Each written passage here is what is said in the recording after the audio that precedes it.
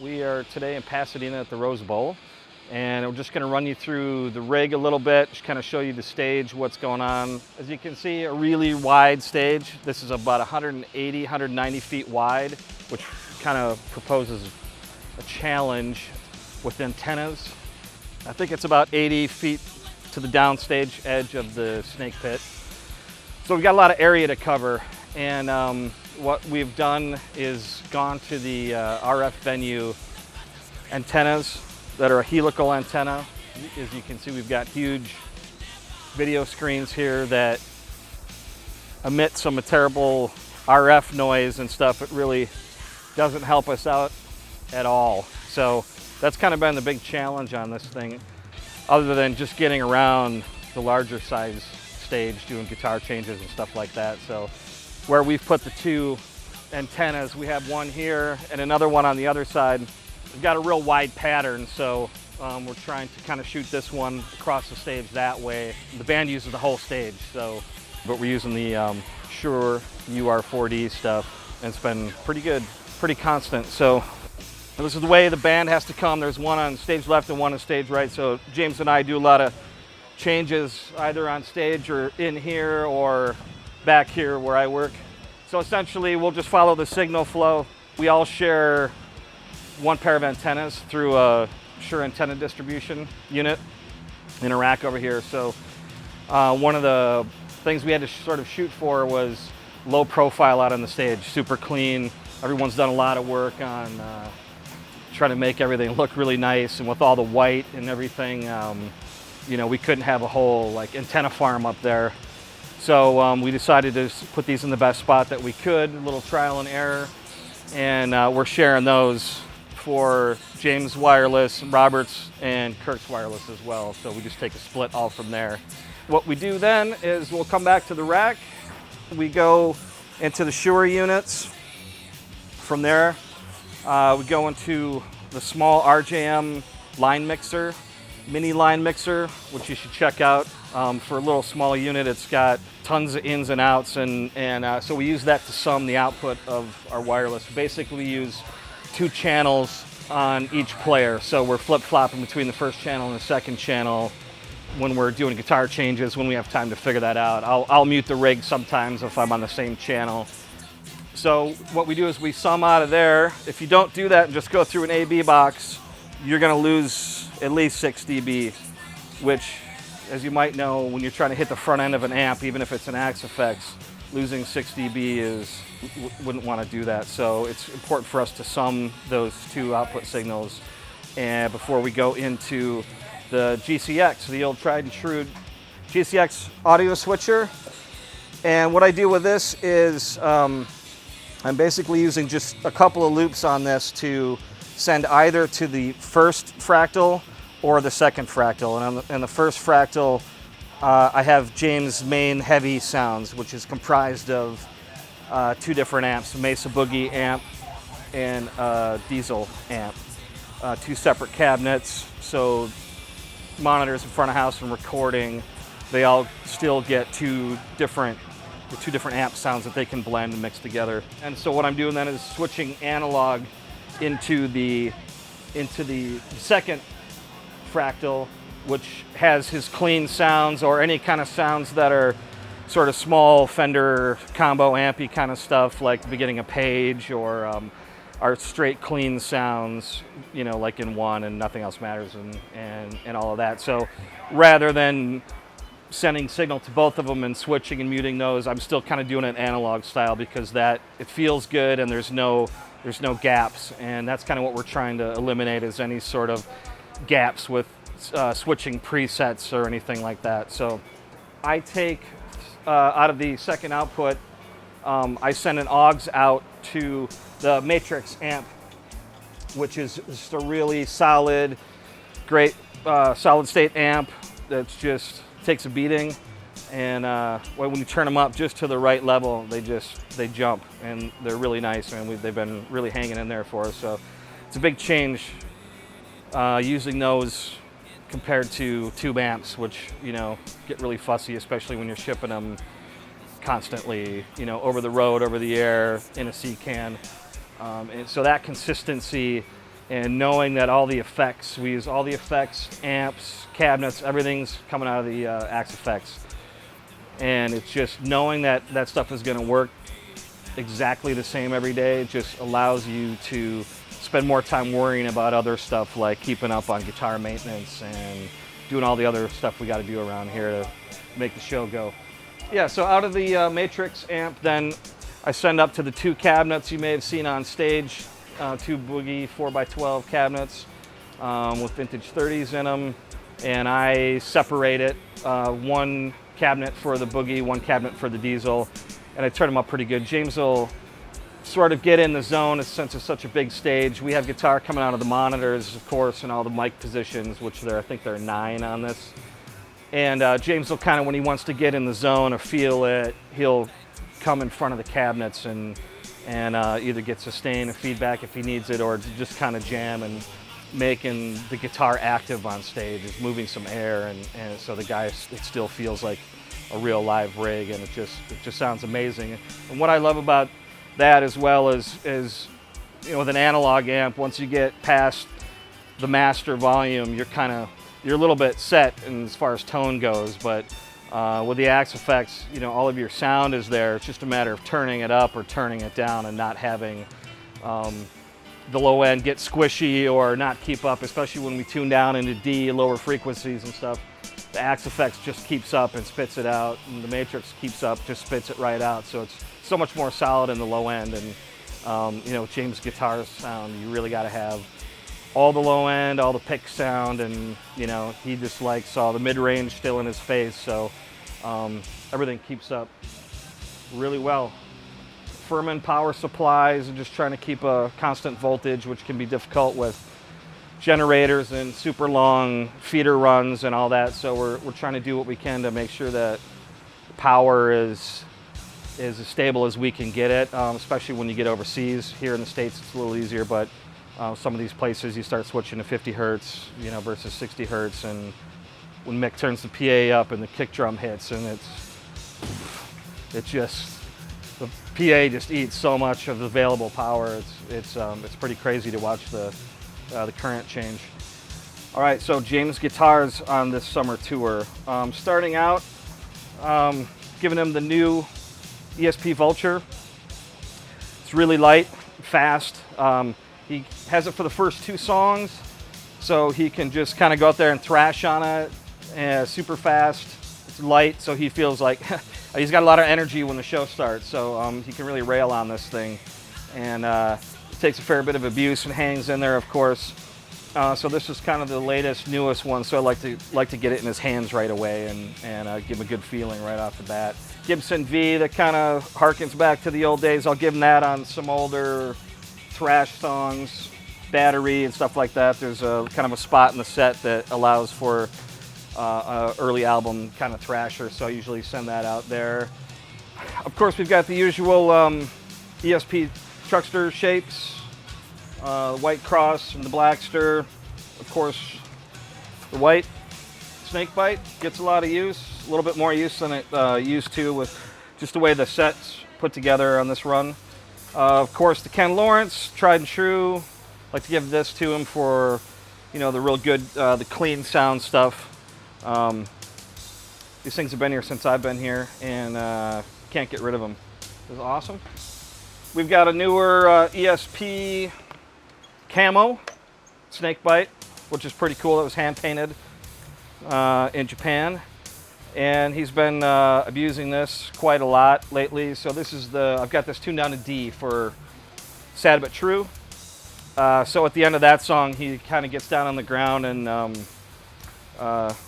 smashes it on the stage and the wedges and does a lot of terrible things to a guitar that you don't want to see.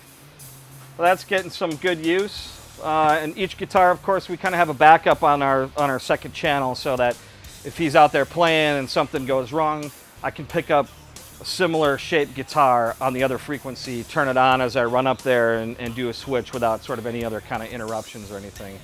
The other thing we're doing that's a little tricky is the digital acoustic thing on this tour. So this has the auto-tune, the ATG guitar chipset in it. And so we took the Line 6 electronics out and put that in. So takes a little programming, of course. And what I'm doing is, since James wants to play both a 6-string sound and a 12-string sound, what I have to do is send a MIDI program change message to it while he's playing it. So I do that via the little MIDI Jet Pro, which is wireless MIDI unit. So there's there's 2 units that talk to each other on a private network, and the MIDI is bidirectional, but I'm just kind of sending out program changes out to the guitar out on stage so that he can do, like on Fade to Black, he'll do the intro on the 6-string sound until it kicks into the the verse part. It's big, huge 12-string sound. So there's no other way to do that basically than how I'm doing it right now. One last thing for me to cover, I think, is just using the Peterson app for a tuner on an iPad. It's just, with so much stuff going on, lights and distractions and stuff, it's so great to just have a huge display. I can't look at these small displays anymore with small letters, and we've kind of been enjoying that. It's with aging eyes, it's probably a good idea. I recommend it if you're tired of squinting at a tuner. And I guess that's about most of it, and we'll turn you over to Justin. This is my world, very similar to what you've seen on the other side of the stage. Obviously all these guitars are Kirk's, largely ESP and LTDs. This is a fun little guitar we got in the summer, just Aloha Ghouls we call this. And we have other guitars that have no whammy bars. We have just a Cherry V, and these are mainly alternate tunings. A slide guitar for Paige. Probably the first we'll start with tonight is the Mummy, which she's had a long time, 96 I think. Then we'll probably go to this one, which is a newer one, which is a Purple Sparkle. And tonight I'm experimenting with a slightly different front pickup. This is a 60A compared to his normal 60. That's from EMG. This will be the other major guitar in rotation tonight. It's our White Zombie. Same thing, EMG pickups, ESP guitar, Ernie Ball strings, Kirk's own straps. This guitar is kind of unique because it's very original. This used to be Gary Moore's. It used to be Peter Green's from Fleetwood Mac, Gary Moore from Thin Lizzy, and on his own. And it's a very well-known guitar. One of Kirk's most original guitars, but was this Randy Rose Jackson. I think this is an 84. I'm sure there are people out there that will correct me. And that's tuned to D for Sad But True. And then if you want to come around to the rack here, very similar looking rack to what the other 2 guys have. Wireless receivers. Mine is different, I have Crybaby. These are the Dunlop Crybaby rack units, stock as you would buy them in the store, because he has 5 pedals around the stage and we have to be able to turn them on and off. And although the Fractal has built-in wah-wahs, we don't have a way of running 5 pedals from it easily. The GCX, once again, I use loop 1 to turn the wahs on and off. And I'll come back to this, but basically if you walked away from a wah and it hasn't quite turned off, I can turn it off from the pedal board very quickly and then reset. The Axe effects, same as the other side.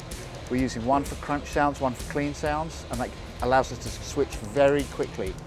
In songs like One, the switching is very, very tight. Fade, Unforgiven, it's very, very tight, and we can't have a slight hiccup as the amp model changes. So we looked at it and we figured this is the best way of doing it. Matrix amps, solid as a rock, really, really guitar-friendly coloration, if you like. You do have to turn them up a little bit to make them work. There's a certain point when you turn them up right about 1 o'clock or 2 o'clock that all of a sudden it all comes to you. It just opens right up. So we'll tend to turn down the input and let the amp ride a little hot. And then that feeds those two speakers we pointed out on stage. The audio guys pick up my XLRs out of here, so they get a balanced signal here. So they're not miking up speakers, wet cardboard or dry cardboard, depending on the conditions. It's identical every day. And when we have boutique, handmade amps by the likes of Mike Fortin and everything, because they're all slightly different, they all have this slightly different character, they're never identical, and by the time you get to the fourth system on the spare, it's kind of like the eighth best amp you have. But here we have the same thing every day, and it allows Big Mick, who's dealing with a whole new environment every day, it allows recording trucks just to set their controls flat, and we've set it all up with Mike Gillies previously, so they can just pretty much set up flat, pan left and right, 0 dB, and the guitars are coming into them. It allows them to focus purely on the vocals and the drums. This is how we control the Fractals and the GCX. This is the wah loop I was telling you about earlier. This is hot right now, but if he walks away from the wah, I can quickly pull it out of circuit, step over to the Crybaby rack controller, reset it, and then let it back in. Now it's turned off. These presets allow me to pull up several different effects in one go. There's a reverse delay, where with a normal reverse delay you have silence whilst the delay loads. But because of this, I've been able to get a delay that goes forwards and crossfades into reverse. So there's absolutely no difference. The signal never stops, which I couldn't do with just analog pedals. I couldn't. I'm sure somebody can. I couldn't. So at the end of Puppets, I'll hit that. It'll start playing into reverse, and then we'll turn it off at the end, and I'm into another song. This is my main bread and butter preset. This covers most of the songs that we do in this WorldWired set.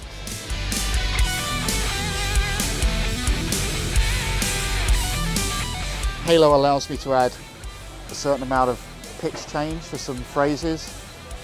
It's basically just a lower octave. Drive, which is kind of halfway between a rhythm and a solo sound. And I kind of use that sound when James and Kirk are playing harmonies, so that it doesn't overpower James, but still gives Kirk a little more sustain as he's playing single notes, without lifting the volume so much that Big Mick has to do too much out front to keep them even. Disappear. Disappear is just used for a small doodle that Robert and Kirk do right at the very front of the thrust there. And that, if you listen to the song, there's a huge filter sound bump, wah, which I also bring this pedal out just for that, to do that. It's so quick that I can't really do it via MIDI. It's just simpler for me just to do this, and that goes straight into the expression port of the Fractal and turns on the filter. Chad makes up all these for the mic stands, pick holders, Hetfield Black Fangs, a couple of city picks which Zach makes with every city on, and a Kirk Hammett Jazz 3, special shape with the little cutout V in the back. I'm probably going through about 100 of the Black Fangs per show, just due to the number of mic stands up there and how many they throw out and everything, so we use a lot of them.